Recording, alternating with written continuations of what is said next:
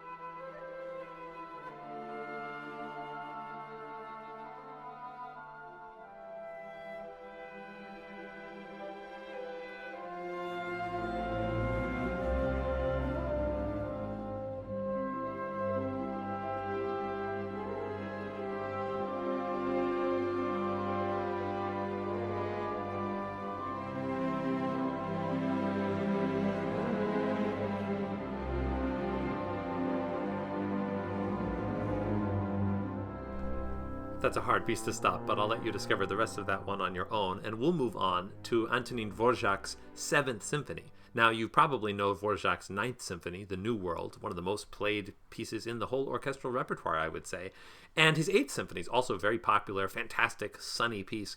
But the Seventh Symphony is actually, I think, my favorite Dvorak symphony, but it's maybe one of the least approachable at first. It's rather stern throughout a lot of its duration, and its melodies aren't so compact as in the Ninth and the Eighth Symphonies.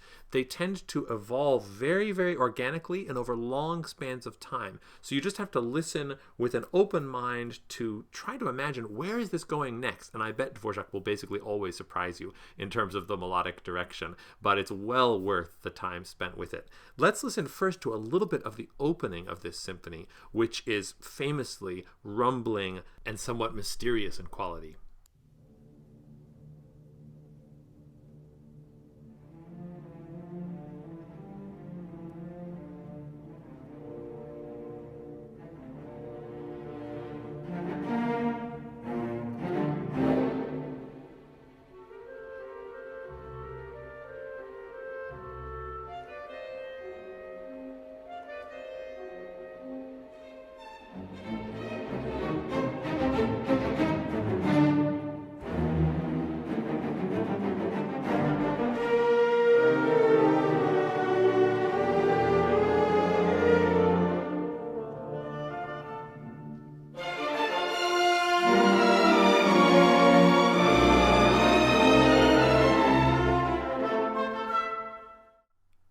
almost sounds like music that is frustrated it's been locked inside for a long time. But this kind of pent-up frustration does give way to an absolutely gorgeous and expansive second theme.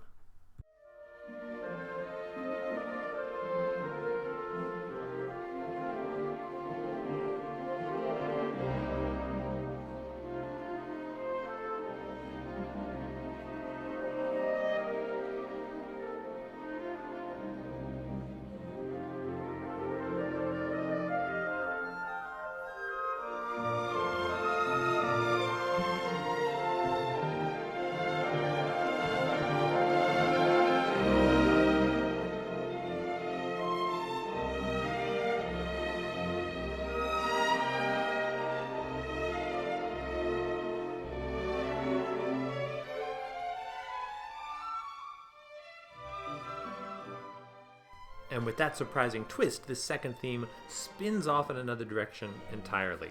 But the movement ends really right back where it began. It can't quite shake these demons that seemed to dog its tracks from the very beginning.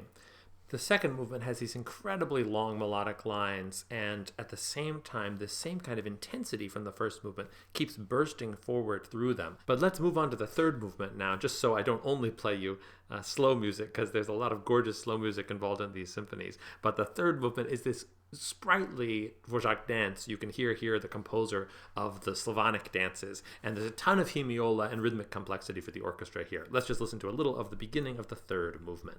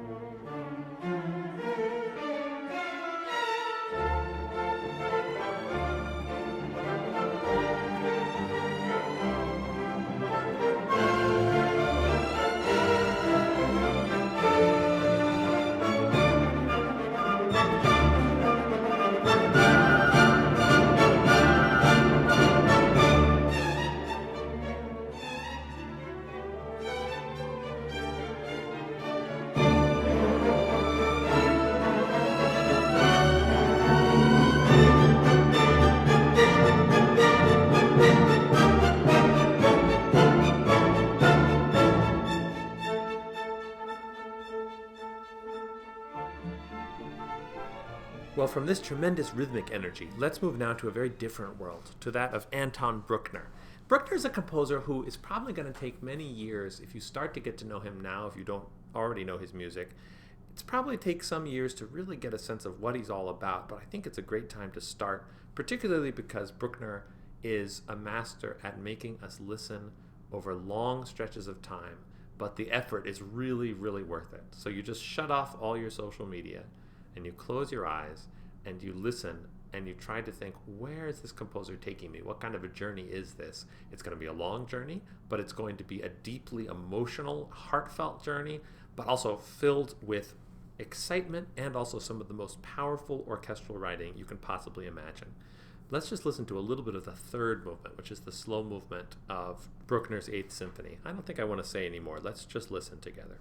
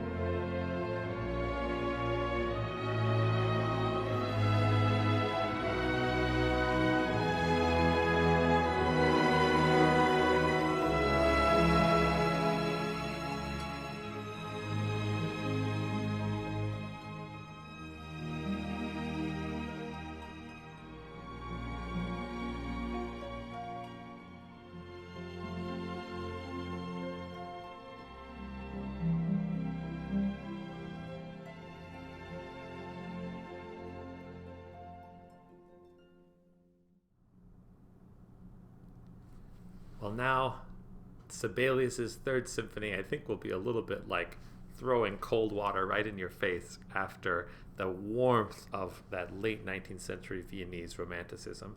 Sibelius was a very romantic composer in his way, and his first two symphonies at times even sound a bit like Tchaikovsky, though really Sibelius is very much his own composer and an individual voice. And when he reached his Third Symphony, he decided to take a different path.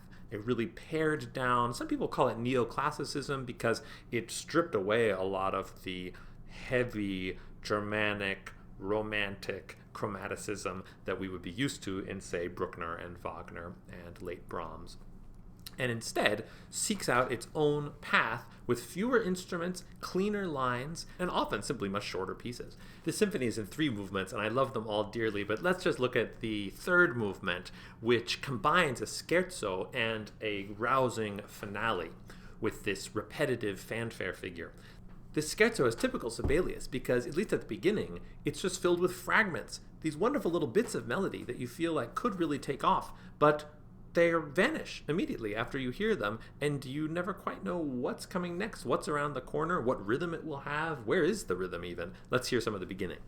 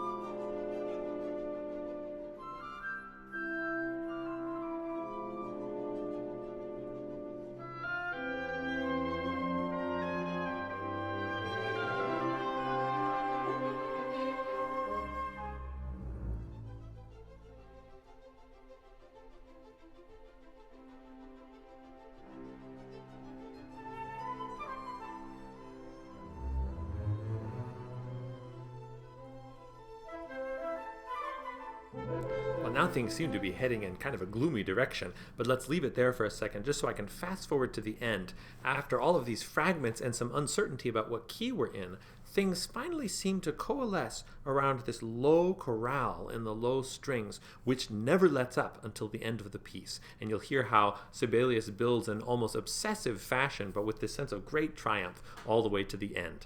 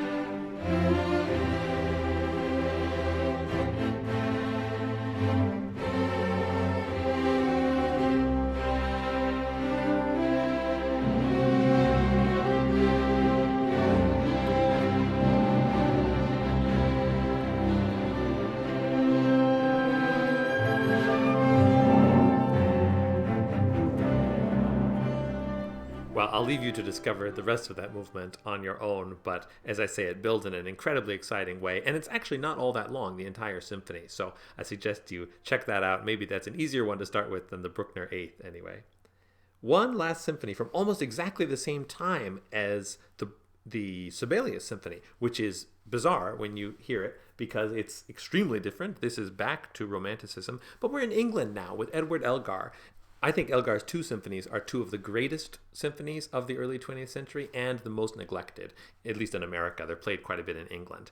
And this first symphony, he begins with this long, long tune. In fact, it's so long I'm not going to play you the whole thing right now.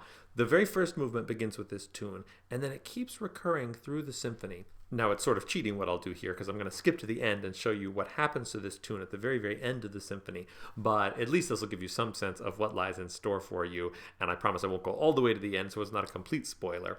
But I think you'll enjoy checking out this symphony. So here's the very beginning of the first movement of Elgar's First Symphony, and then I'll skip to really the very end of the last movement.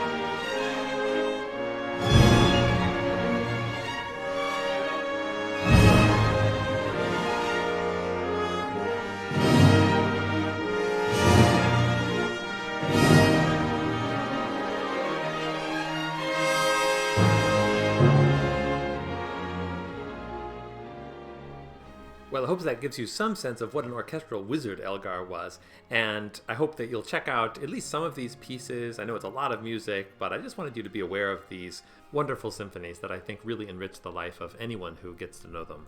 Well, I hope you're all doing okay, and I'll talk to you soon. Please feel free to send me requests for future videos, and take care, everybody.